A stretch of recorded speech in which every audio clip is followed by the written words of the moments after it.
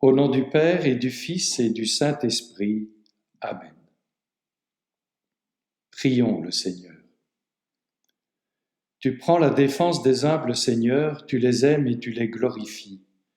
Et tu as donné à Sainte Bernadette d'étonnantes grâces de patience et de charité. Permets qu'à sa prière et à son exemple, en suivant simplement les chemins de la foi, nous puissions te contempler dans le royaume des cieux, par Jésus le Christ, notre Seigneur. Amen. Le mercredi 4 juillet 1866, Bernadette va quitter Lourdes, sa famille, ce pays qu'elle aimait tant, avec ses montagnes, ses eaux, ses arbres et la grotte qui était son ciel. Tous pleurent autour d'elle. Son cœur est déchiré. Elle arrive à Nevers, le samedi 7 à 10 heures du soir, accueillie avec joie et curiosité. Le lendemain, elle est invitée à raconter les apparitions une dernière fois.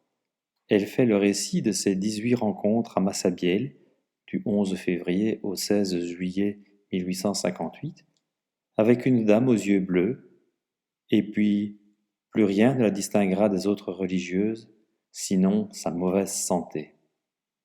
Elle fera silence sur les événements qu'elle a vécus à Lourdes. Seuls quelques évêques et des chercheurs appointés auront le droit de l'interroger malgré la promesse qui lui avait été faite de ne plus aller au parloir. Ces pauvres évêques, disait-elle, il ferait mieux de rester dans leur diocèse. Dieu seul sait ce qu'il m'en coûte de paraître devant les évêques, les prêtres, les personnes du monde. Noviciat très éprouvant, marqué par la mort de sa mère Louise, le 8 décembre de cette même année, à l'heure des vêpres.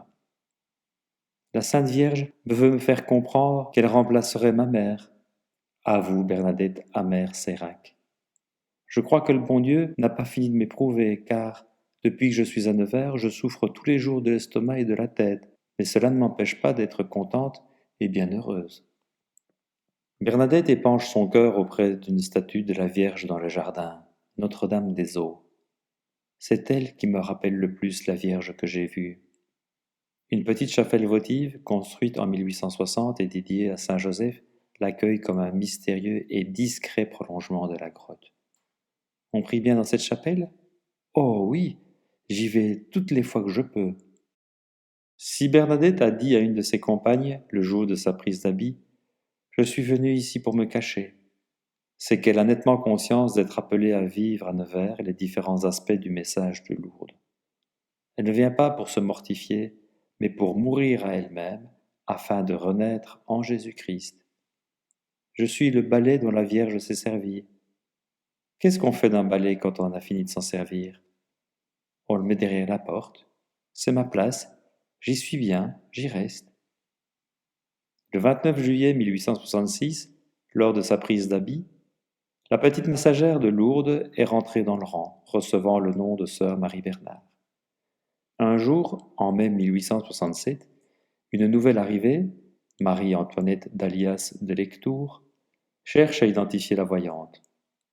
Lorsqu'on lui désigne Bernadette, elle s'exclame « Ça ?»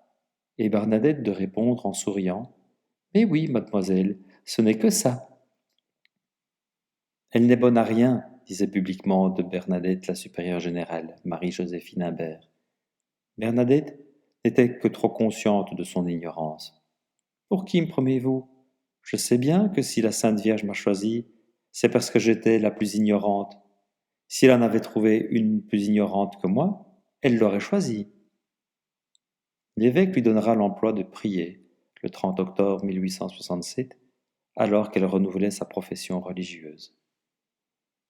Les membres de la congrégation des Sœurs de Nevers ne faisaient pas seulement les 3 vœux traditionnels de pauvreté, chasteté et obéissance, mais un 4e vœu, le vœu de charité. Bernadette a fait ce vœu, et elle y a engagé toute sa vie. Elle confiera dans son carnet de notes intimes « Je ne vivrai pas un instant que je ne le passe en aimant. »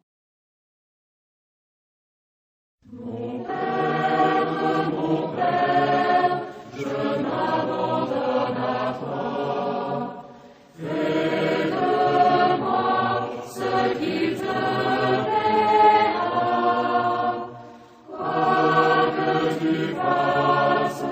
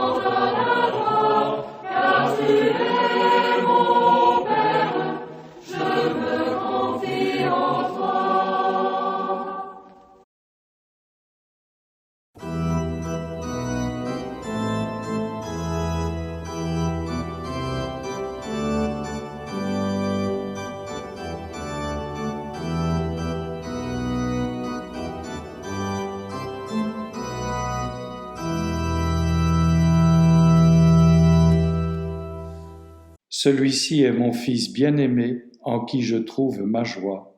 Écoutez-le.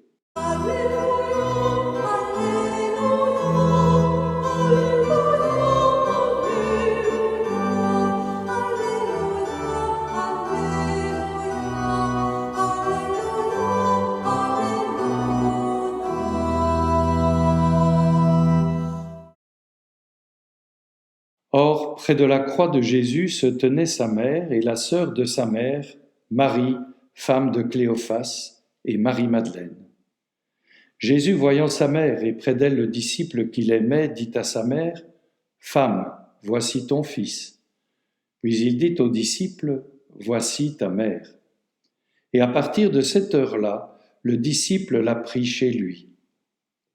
Après cela, sachant que tout désormais était achevé, pour que l'Écriture s'accomplisse jusqu'au bout, Jésus dit, « J'ai soif. » Il y avait là un récipient plein d'une boisson vinaigrée.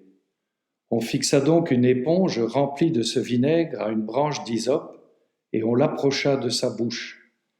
Quand il eut pris le vinaigre, Jésus dit, « Tout est accompli. » Puis, inclinant la tête, il remit l'esprit. Comme c'était le jour de la préparation, c'est-à-dire le vendredi, il ne fallait pas laisser les corps en croix durant le sabbat, d'autant plus que ce sabbat était le grand jour de la Pâque. Aussi les Juifs demandèrent à Pilate qu'on enlève les corps après leur avoir brisé les jambes. Les soldats allèrent donc briser les jambes du premier, puis de l'autre homme crucifié avec Jésus. Quand ils arrivèrent à Jésus, voyant qu'il était déjà mort, ils ne lui brisèrent pas les jambes. Mais un des soldats, avec sa lance, lui perça le côté. Et aussitôt, il en sortit du sang et de l'eau. Celui qui a vu rend témoignage, et son témoignage est véridique, et celui-là sait qu'il dit vrai, afin que vous aussi vous croyiez. Cela en effet arriva pour que s'accomplisse l'Écriture, aucun de ces os ne sera brisé. Un autre passage de l'Écriture dit encore, « Ils lèveront les yeux vers celui qu'ils ont transpercé. »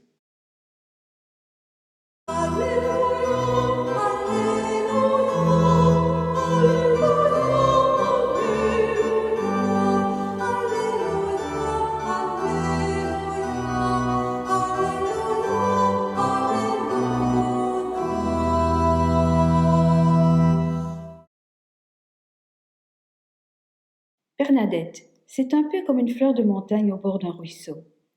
C'est simple. C'est difficile à décrire tellement c'est simple. Mais sous la lumière du soleil, on ne se lasse pas de la regarder. On la regarde et on est heureux en la regardant, parce qu'on sait que cette petite fleur a vaincu le froid, qu'elle a percé la neige, qu'elle a poussé sur un terrain pierreux et difficile, et on ne s'attendait pas à la trouver là. On sait aussi qu'elle sera à nouveau vaincue par l'ombre, par le froid et la neige, et qu'elle ressurgira encore, aussi belle, aussi simple. Beaucoup de ceux qui parcourent les chemins rocailleux de la vie et qui ont assez d'humilité pour s'émerveiller des choses toutes simples, beaucoup ont remarqué cette petite fleur des montagnes, Bernadette, qui a poussé malgré le froid, la misère, la dureté de la vie, qui a fleuri au soleil de Marie.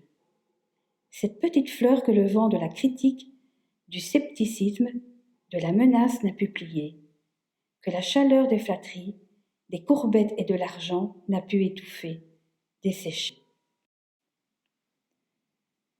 Beaucoup ont remarqué cette fleur qui sera vaincue par les vers de la maladie.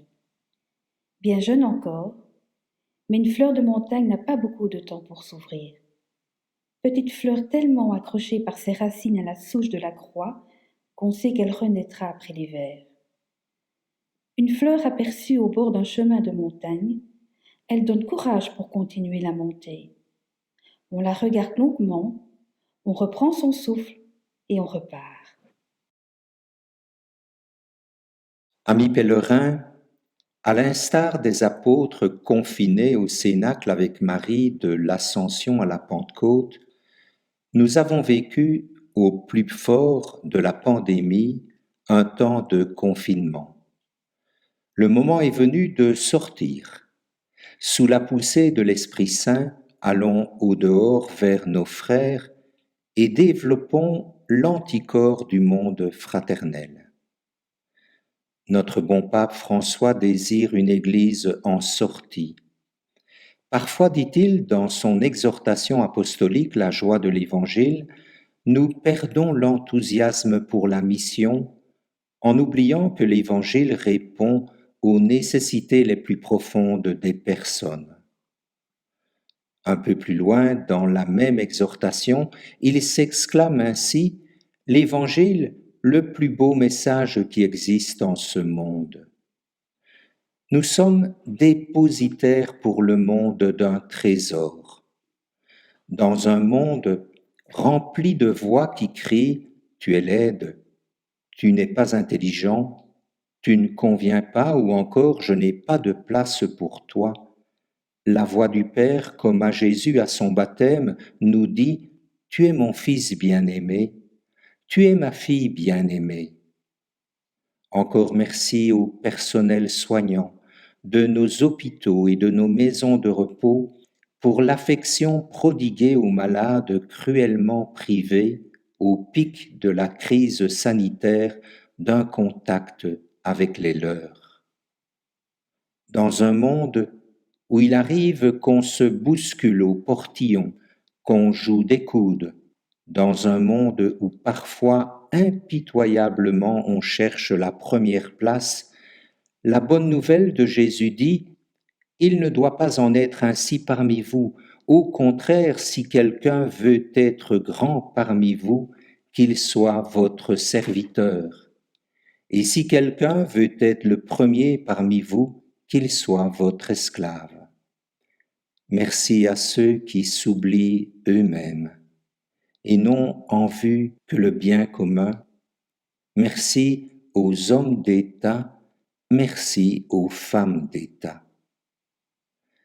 Dans un monde meurtri par la pandémie, qui rien que chez nous a causé la mort de près de 10 000 personnes, la parole de Jésus est d'or. Je suis avec vous tous les jours jusqu'à la fin des temps. Son évangile nous assure que depuis le premier matin de Pâques, même le couchant d'une vie est la promesse d'un jour nouveau. Merci aux prêtres et aux autres acteurs pastoraux qui, au nom de Jésus, nous accompagnent jusqu'au bout et qui nous ouvrent à l'espérance. Chers amis pèlerins, je vous suis proche et je vous bénis.